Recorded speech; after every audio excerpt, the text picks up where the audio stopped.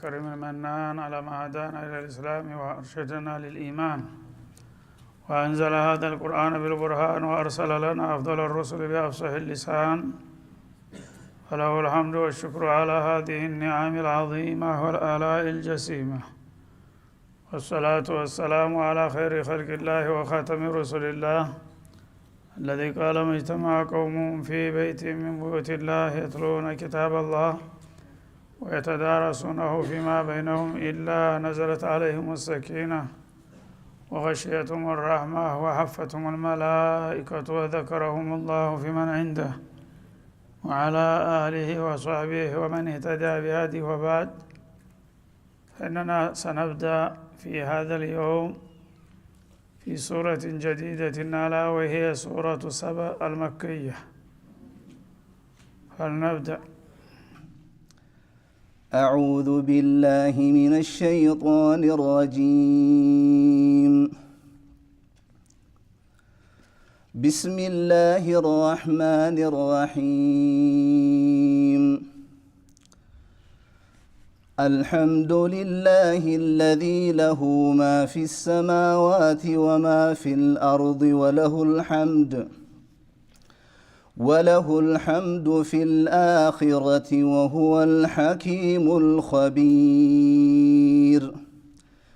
يعلم ما يلج في الأرض وما يخرج منها وما ينزل من السماء وما يعرج فيها وهو الرحيم الغفور.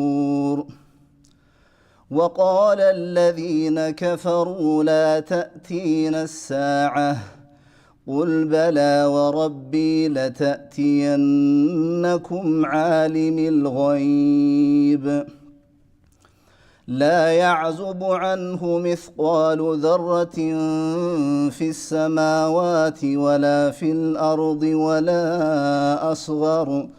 ولا أصغر من ذلك ولا أكبر إلا في كتاب مبين. ليجزي الذين آمنوا وعملوا الصالحات أولئك لهم مغفرة ورزق كريم. والذين سعوا في آياتنا معاجزين أولئك لهم عذاب من رجز أليم. ويرى الذين أوتوا العلم الذي أنزل إليك من ربك هو الحق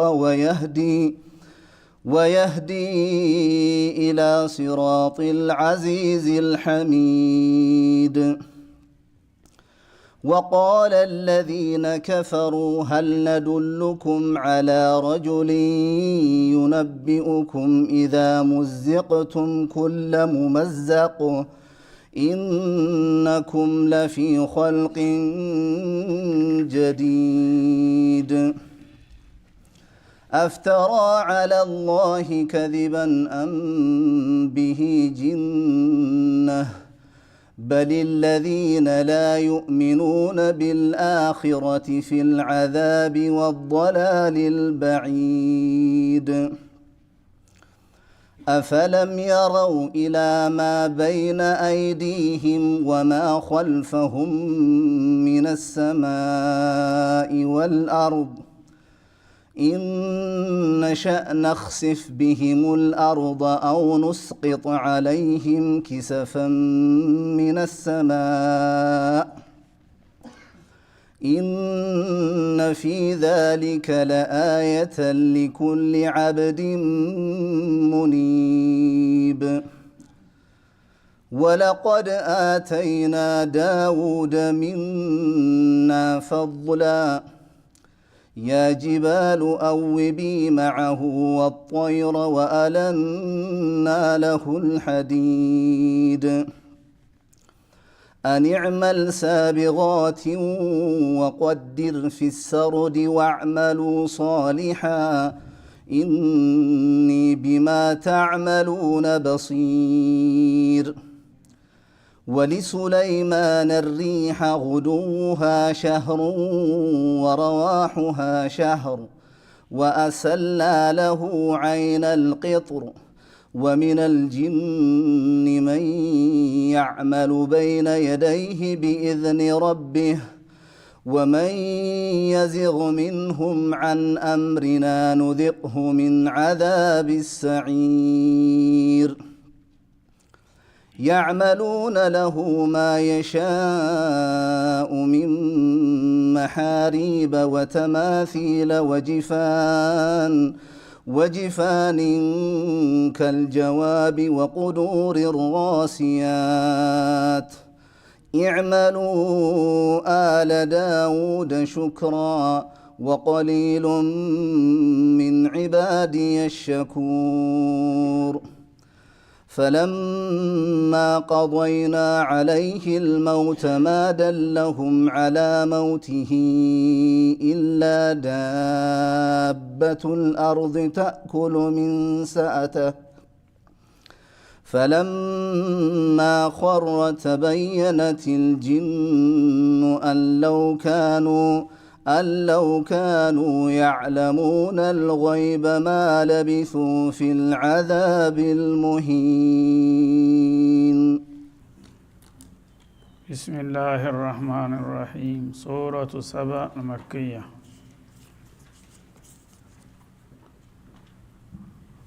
إحدى السور التي تبدأ بحمد الله وشكره سورة سبأ مكة وردت ستهن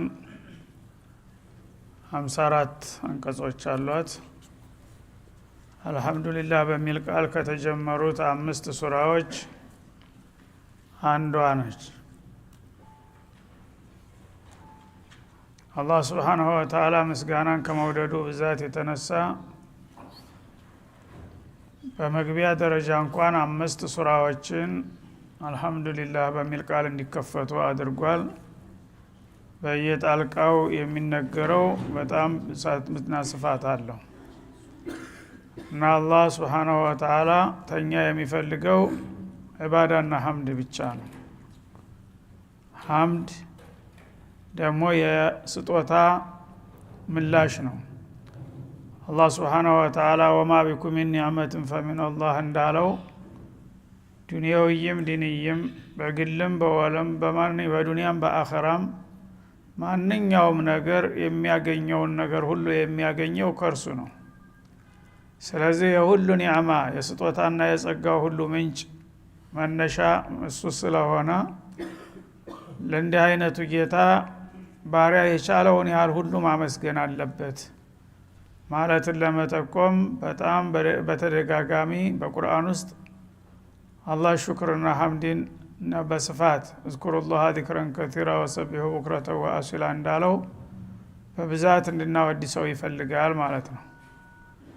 እና ይሄንን ለማስገንዘብ 5 ሱራዎች አልহামዱሊላህ በሚል ተጠቅሰዋል።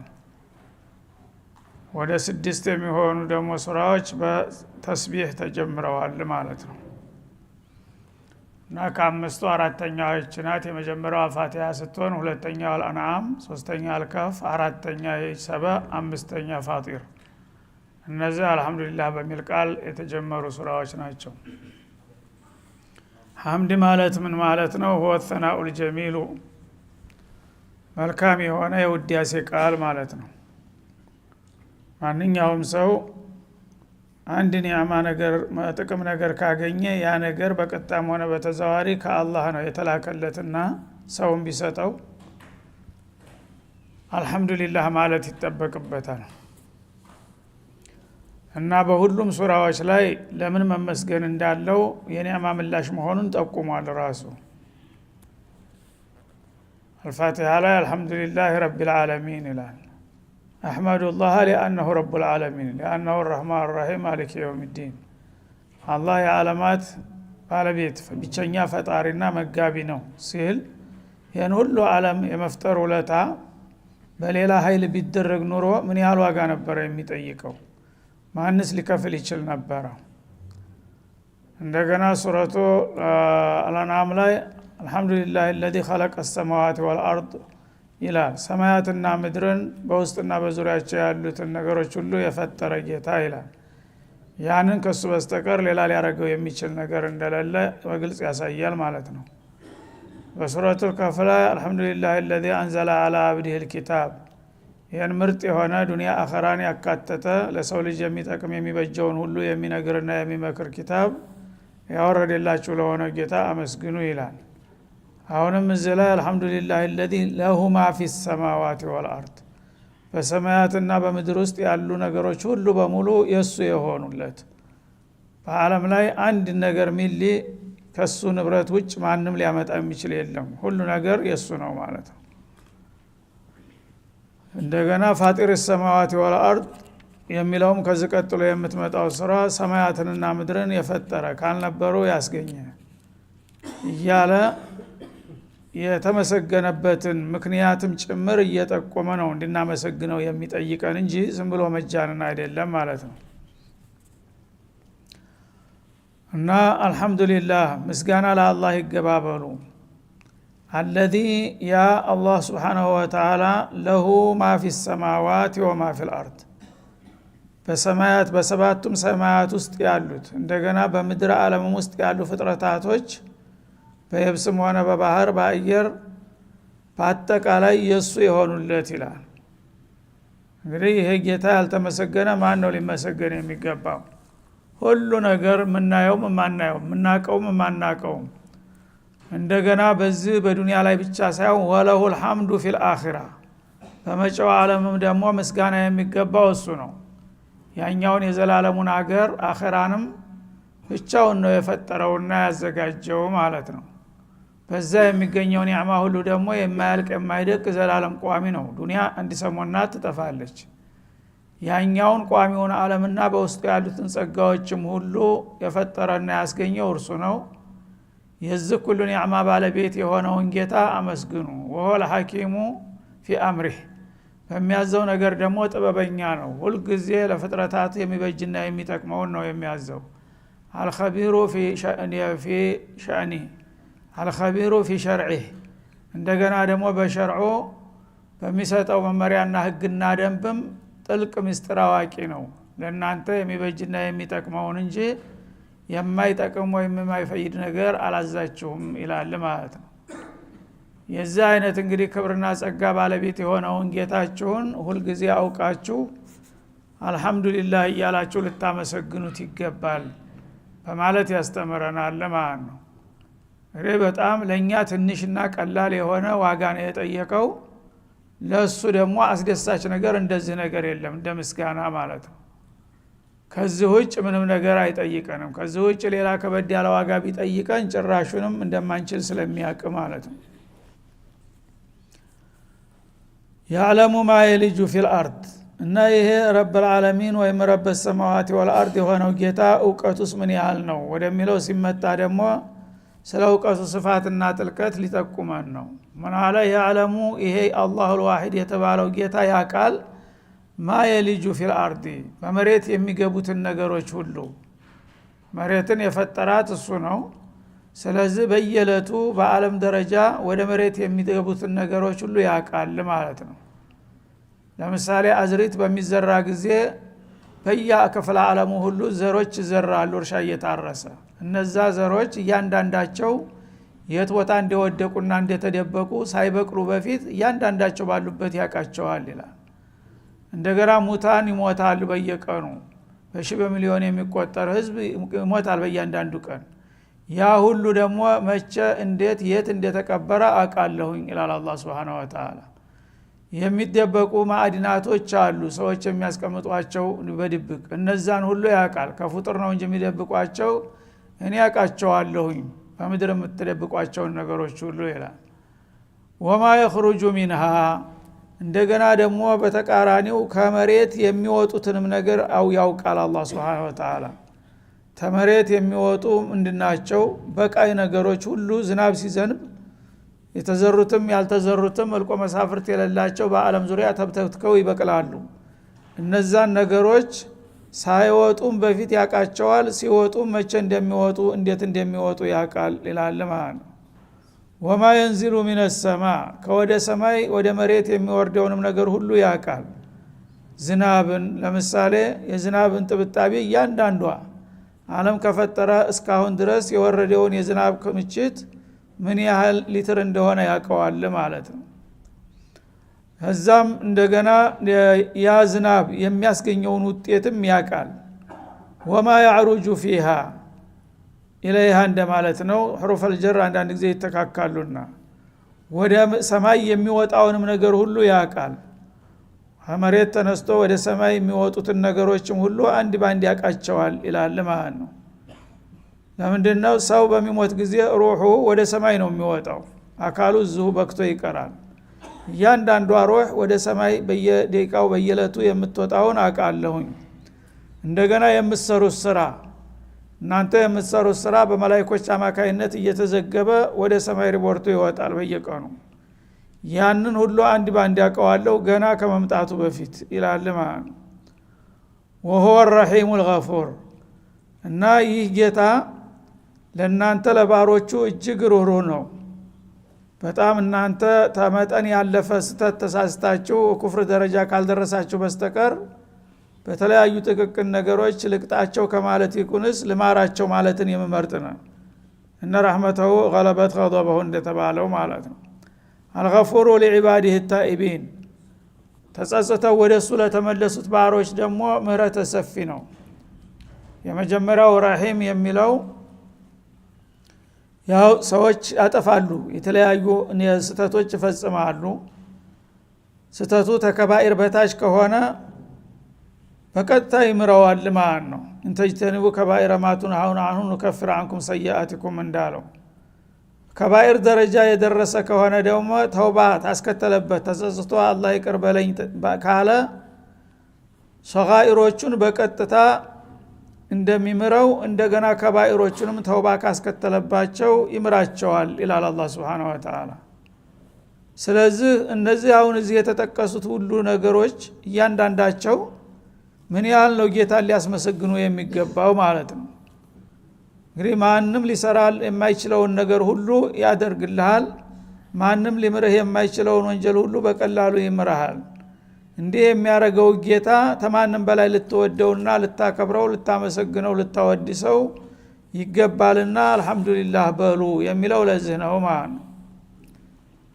እና እንግዲህ የሰው ልጆች ሰው እንደመሆናቸው ዑቀላ እንደመሆናቸው እንኳን ይሄን ያህል ሁለገብ የሆነ ጸጋና ስጦታ የሚችርና የሚለግስን ጌታ ቀርቶ አንድ ትንሽ ነገር እንኳን ያበረከተን ሰው በፈገግታ እንኳን የተቀበለህን ሰው ገሌ ጥሩ ሰው ነው ትለዋለህ ማለት ነው። አንድ ሪያል ወይም ሻይ የጋበዘህን ሰው ታመሰግን ትኖራለህ ማለት ነው። ይሄ ሁሉ ኒዕማ እንግዲህ ለቆመሳፍርት የሌለው የማይቆጠር የማይሰፈር የሆነው ኒዕማ ሁሉ ለአንድ ሰው ለሁለት ሰው ሳይሆን ለዓለም በሙሉ የሚለግስ የሆነ ጌታ ቢመሰገን ያንሰዋል እንጂ የፈለገውን ያህል ቢመሰገንም በዛበት ሊባል የሚገባው አይደለም ማለት ነው። ሰዎች ግን የሁሉ ዳይ ያለባቸው ቀላል ዋጋ እንኳን አልহামዱሊላህ ብለው መክፈል ባለመቻላቸው ምን ያህል የተሳሳቱ መሆናቸውን ያሳያል ማለት ነው። ሌላ ኃይል ቢሆን ኑሮ ያው በማንችለው ሁሉ እዳ አጠቅልቆ አርቃናችንን ሊያስቀረን በዛም ሊቀጣን ይችል ነበር ማለት ነው። አላህ ግን ይሄን ሁሉ ኒዕማ ለግሶ አልহামዱሊላህ በሉኝ ቢያንስ ሌላ አልፈልግባችሁም የሚል ጌታ ነው። ይሄንን እንድንገነዘብና ለጌታችን ሁሉ ጊዜ ያላሰለሰ ምስጋናና ውዳሴ እንድናቀርብ ይጠይቀናል ማለት ነው። لا هدى أحب إليه الحمد من الله الرسول عليه الصلاة والسلام ምስጋና እሱ ዘንዳ የሚወደድለት እንደ አላህ ማንም የለም። ማንም ሰው ያው በሰራው ቀርቶ ባልሰራው መመስገን ይወዳል ሰው ويحبون أن يحمدوا بما لم يفعلوا እንዳለው ማለት ነው። ግን ጌታ ባልሰራው ነገር አይደለም፣ ሁሉም ነገር በሰራው ባበረከተው አገልግሎት አንፃር ነው አመስግኑኝ የሚለው። ምስጋናን ግን በጣም ይወዳል። ከመውደዱም የተነሳ ራሱን በራሱ ያመሰግናል። የኛ ምስጋና ስለማያረካው ጥቂትም ደካማም ስለሆነ ድብልቅልቅም ስለሆነ ሁሉ ጊዜ ራሱን ሲያመሰግን እናገኘዋለን። ይሄው እንዳሁኑ ማለት ነው። አልহামዱሊላህ ብሎ ራሱ አመሰገነ። እና ላ ኡህሲ ثናአን አለይከ አንተ ከማ አትነይተ አላ ነፍሲከ አሉ። የፈለገውን ያህል ባመሰግንህ እንኳን የተቀን ሳላቋርጥ እኔ ባንተ ላይ የምትፈልገውና የምትጠብቀውን ያህል ምስጋና ማቅረብ አልችልም አሉ። አንተ ከማ አትነይተ አላ ነፍሲከ አንተ ራስህ በራስህ የሚገባህን ምስጋና አቅርበሃል። አንተ እንደምትፈልገውና የምትወደውን ያህል ተመስገን አሉ ነብዩ አለይሂ ሰላቱ ወሰለም። እኛ ፍጡሮች አመስግነን አንተን ማርካት አንችልምና አንተ ነህ የምታቀበት የምትችለው የምትፈልገውን ያህል አንተ እንዳመሰገንክ ይሁንልህ አሉ። እንደዚህ አድርገን እንግዲህ ለማመስገን ይገባል። የምንችለውን ታመሰገን በኋላ የፈለገውን ያህል ብናመሰግንም አላህ ከኛ የሚፈልገውና የሚጠብቀውን ምስጋና ስለማናቀርብ በመጨረሻ አንተ ከማ አትነይተ አላ ነፍሲከ ላ ኡህሲኑ ثናአን አለይክ እኔ አንተን የሚገባህና የሚበቃህን ምስጋና ሰጠሁ ማለት አልችልም። አንተ የምትፈልገውንና የምትሻውን ያህል ይሁንልህ ምስጋናው በሉ ማለትን ያመለክተናል ማለት ነው። ይሄ ቀርቶ ብዙዎቹ ግን በእድሜያቸው እንኳን አንድ ጊዜ ፈጣሪ ይመስገን የሚል ቃል አላህ ያልወፈቃቸው መላእክቶች አሉ በአለም ዙሪያ። አንድ ቀን ፈጣሪያቸው ማን እንደሆነ የማያውቁ እንኳን ያመሰግኑት ቀርቶ ከነዛ አኳያ አልহামዱሊላህ እኛ ትንሽ እንሻላለን ማለት ነው። በመጠኑም ቢሆን ጌታን አውቀን ስለሱ ተርተን ምን እንደሚፈልግ ምን እንደሚጠላ እየሰማን ያለ ነው። ያን ነገር ደግሞ ታወቅንና ተሰራንበት የበለጠ ጌታ ከሌሎቹ አኳያ እኛን ምናልባት የተሻለ ሊያረገን ይችላል ማለት ነው። ከመሆኑም ጋራ የፈለገውን ያህል ብንገዛውም ብናወድሰውም እኛ ለሱ የሚፈልገውን ያህል እንዳላቀረብንለት እየተገነዘብን ማመስገንን መጨመር አለብን በየጊዜው ማለት ነው። ከፍጡሮች እንግዲህ የሚፈለገውና የሚጠበቀው ይሄ ሆኖ እያለ ብዙዎቹ ያልታደሉት ግን የዚህ ተቃራኒ ሁኔታ ላይ ይገኛሉ ለማለት وقال الذين كفروا አለ። ሰዎች የአደም የመጀመሪያው ወዳጅ ልጆች እንደመሆናችሁ ሁላችሁም ለኔ አማኝና ታማኝ እኔን አመስጋኝና ወዳጅ ሆናችሁ መቀጠል ነበረባችሁ። አለመታደል ሁለና ከናንተ መሐከል ከሃዲ የሆኑት ደግሞ ጭራሹን ብሶባቸው እኔ ማመስገኑ ቀርቶ መሳደብ ጀመሩ ይላል። ምን አሉ?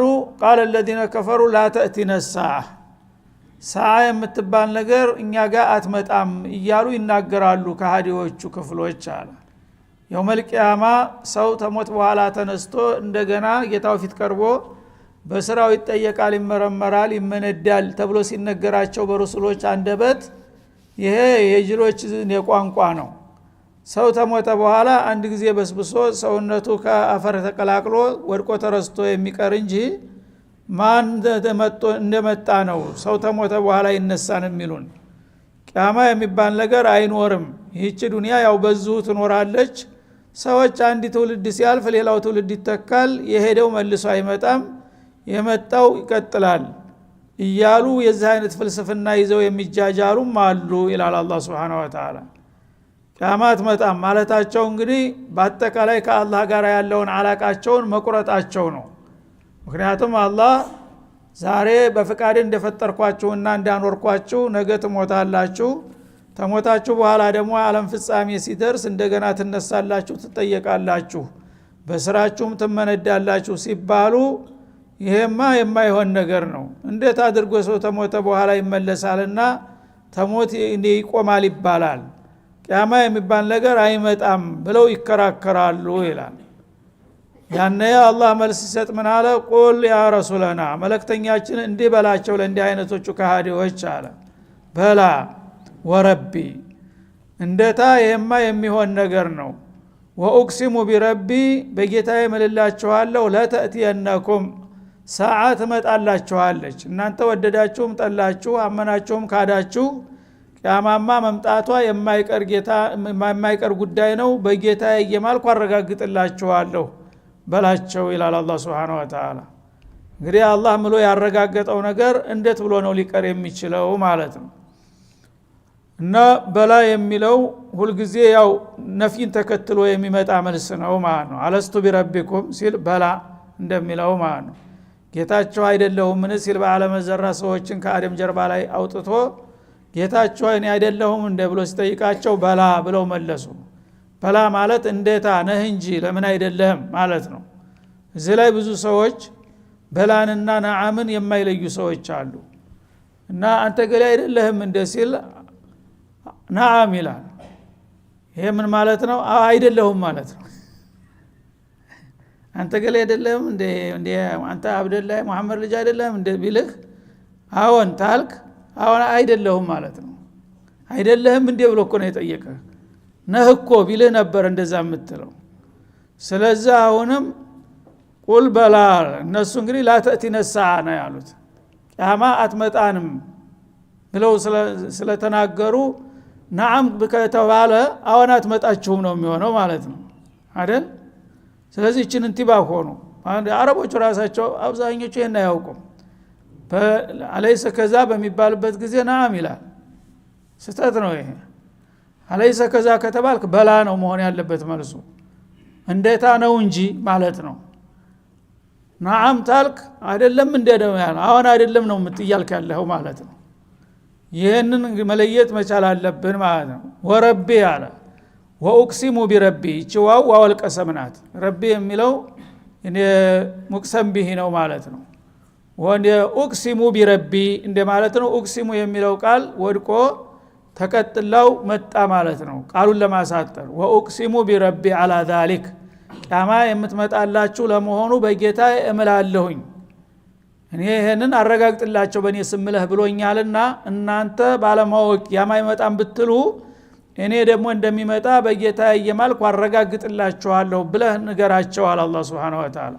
ለተእቲየነኩም هذه الساعه اللي كذبتم بها ይችናንተ የምታስተባብሉ ሰዓ እንደምትመጣላችሁ በጌታ እየማልኩ ነው የማረጋግጥላችሁ ትመጣላችኋል ይባላቸው ይላል ማለት ነው። እና በዚህ መልክ የቂያማን ጉዳይ ተእኪድ አድርጎ በሶስት ሱራዎች በተለያየ መልኩ መልስ ሰጥቷል አላህ Subhanahu Wa Ta'ala። አንዱ ይሄ ነው። ሌላው ሱረቱ ዩኑስ ላይ ወይስተንቢኡነከ አሐቁን ሆ ቁል ኢ ወረቢ ይላል። ቂያማ ሰው ተሞተ በኋላ ይነሳል ይባላል። እውነት ነው እንደ ይሄ ነገር ብለው ይጠይቁሃል። የጊዜ ቁል ኢ ወረቢ ያለ ቁል ነዓም ያው ማለት ኢ በማዕና ነዓም ይመጣል በአረበኛ ማለት ነው። በጌታዬ እምላለሁኝ ይሄማ የማይቀር ጉዳይ ነው ብለህ መልስላቸው ይላል። ሱረቱ ተጋቡን ላይ ደግሞ ዘዐመ الذين كفروا أن يبعثوا ቁል በላ ወረቢ ይልሃል ማለት ነው። እነዚህ ከሃዲ የሆኑ ሰዎች ተሞታችሁ በኋላ ትነሳላችሁ በስራችሁ ትጠየቃላችሁ ትቀጣላችሁ ተብሎ ሲነገራቸው ላ ይሄማ አይሆንም ብለው ካዱ አለ። ግን እነሱ ይካዱት እንጂ እኔ አረጋግጥላቸዋለሁ ይላል። ቁል በላ ወረቢ ለቱበዓቱን ثم لتنبؤن بما عملتم በጌታዬ እምልላችኋለሁ መነሳታችሁ የማይቀር ነው ትነሳላችሁ ከዛም በስራችሁ ትጠየቃላችሁ ወቱጅዘውና በስራ ውጤታችሁም እንዳችሁን ታገኛላችሁ እንጂ እንዲሁ ሙቶ ወድቆ ተረስቶ መቅረትማ አይታሰብም ብለህ አረጋግጥላቸው ይላል። እና ሶስቱም ሱራ ላይ በቃለ መሐላ እያጀበ ነው የሚናገረው ማለት ነው። ይሄ ነገር የማይቀር መሆኑን ለማረጋገጥ በቃለ መሐላ ያስደገፈ ይናገራል። እና ለተእቲየነኩም ይህች ቂያማ የተባለች ነገር በእርግጥ ለእናንተ ትመጣላችኋለች። ይችላም ደግሞ ለተእቲየ ላይ ታው ላይ የገባችው ሙወጢአተል ጀዋቢል ቀሰም ይባላል ማለት ነው። ወላሂ ለየኩነነ ከዛ እንደሚባለው ማለት ነው። እንደዚህ ይሆናል የመልሱ ማጀቢያ ናት ማለት ነው። ቂያማ ቀን እናንተ ብትክዷትም ያለምንም ጥርጥር ትመጣላችኋለች። ዓሊሙል ገይብ እና ይሄንን የሚነግራችሁ ደግሞ ድብቅና ስውር የሆነን ምስጢር የሚያውቀው ጌታ ነው። ዝም ብሎ አንድ ግለሰብ አይደለም እየተናገረ ያለው በዚህ ጉዳይ የዓለምን ምስጢር በሙሉ የሚያውቅ የሆነው ጌታችሁ ነው ይሄን የሚያረጋግጥላችሁ። ላ ያዕዙቡ ዐንሁ ሚስቃሉ ዘራ ከጌታ ዕውቀት የብናኝ ክብደት ያህል እንኳን የሚደበቅና የሚርቅበት ነገር የለም። ጌታ ጎላ ጎላ ያሉትን ነገሮች ብቻ ሳይሆን የሚያውቀው እንደናንተ ወይ ፊት ለፊት የሚታዩትን ብቻ ሳይሆን ዘራ በጣም ብናኝ የሆኑ በማጉሊያ እንጂ በባዶ አይን የማይታዩ ጥቅቅን ነገሮችን እንኳን ሳይቀር በአለም ላይ ያሉ እንዳሉ ያቃቸዋል። ያንዳንዱ የፈለገው ቦታ ጨለማ ቢሆኑ ቢደበቁ ቢቀበሩ ተሱ የሚደበቅ ነገር የለም። ስለዚህ የሰው ልጆች ከሞቱ በኋላ አይነሱም ማለታችሁ ሰውነታቸው ፈራርሶ ከአፈር ጋር ተቀላቅሎ ደብዛቸው ይጠፋል እና እንዴት አድርጎ ያገኘዋል ልትሉ ፈልጋችሁ ከሆነ ብናኝም አላጣውም እንኳን እነሱን ፍራሽ ይላል። አንድ ብናኝ እንደዚህ በወረወር በጨረር ላይ የምታያት ነገር በደብዛዛ አየር የማታያት እሷን እንኳን እያንዳንዷ ብናኝ የት እንዳለች አቃታለሁኝ እንኳን የሰውን አካል ፍራሽ ቀርቶ ከየወደቀበት እንደነገና ተመለስ ብዬ እመልሰዋለሁኝ የሚያቅተኝ ነገር የለም ይላል አላህ Subhanahu Wa Ta'ala። ለምን ለሱ ማንኛውም ስራ ከባድ ወይም ቀላል ትልቅ ወትንሽ የሚባል ስራ የለም። ሁሉም ስራ ሁን ሲለው መሆን ብቻ ነውና ማለት ነው። እና ሚጥቃሉ ዘራ የብናኝ ክብደት ያላትን ነገር እንኳን የትም ቦታ ብትወርቅ በጨለማ አይችን የሚያቀይ የሆነ ጌታ ነው። ፊስ ሰማዋት በሰባቱም ሰማያት ያሉ ዘራዎችን እያንዳንዱ ያቃቸዋል። ወላ ፊል አርድ በመሬትም በምድረ ከርስም ውስጥ ያሉትን እያንዳንዱ ማንኛውንም ብናኝ የሚያጌታ ነው ይላል። ወላ አስገሩ ሚን ذلك ተብናኝ በታች ያለውን ሳያውቅም እንዳትሉ ደግሞ ከብናኝ በታች ያለውንም አቀዋለሁ ይላል። ብናኝ እንግዲህ የመጨረሻ አካል ያላት ነገር በባዶ አይን የማይታይ ነገር ናት። ከሷም በታይ ረቀቀ ነገር ካለ እሱንም አቀዋለሁ አለ አላህ Subhanahu Wa Ta'ala። ወላ አክበሩ ከዛም በላይ ደግሞ ግዙፍ የሆነውንም ነገር እንደዛው አቀዋለሁ። ተኔ ዕውቀትና እይታ ከቶ የሚደበቅና የሚሰወር ምንም ነገር የለም ይላል። እነዚህ ሁሉ ነገሮች አይኖሩም ኢላ ፊ ኪታቢ ሙቢን ገላጭ በሆነው መዝገባችን የተሰመሩ የሰፈሩ ቢሆኑ እንጂ ይላል። እና ማንኛውንም ደቂቅና ረቂቅ የሆነችውን ነገር እኔ ከማወቅም ማለፌ በማስታወሻ አስፈራቸዋለሁ። ለውሃል ማህፉዝ የሚባል ሰሌዳ ያለ የዓለምን ምስጢር የሚዘግብ እዛ ላይ ተሰምሮ ልክ እንደ ኮምፒውተር ሁሉ ምስጢር ቁጭ ብሏል ዓለም ሳይፈጠር በፊት ማለት ነው። በዚህ ደረጃ እንግዲህ ሁኔታዎችን የሚያጌታ ነው አሁን ስለ ቂያማ ቀን የሚነግራችሁ ያለው። ይሄንን እንግዲህ የመሰለ መግለጫ እናንተ እንደቀላል ልትክዱ ሞክራችሁ ብትፍጨረጨሩ የራሳችሁን ጅልነትና ድንቁርነት ከማሳጣት በስተቀር የምትለውጡት ነገር የለም በላቸው ይላል ማለት ነው። هذا وصلى الله وسلم على النبي وعلى اله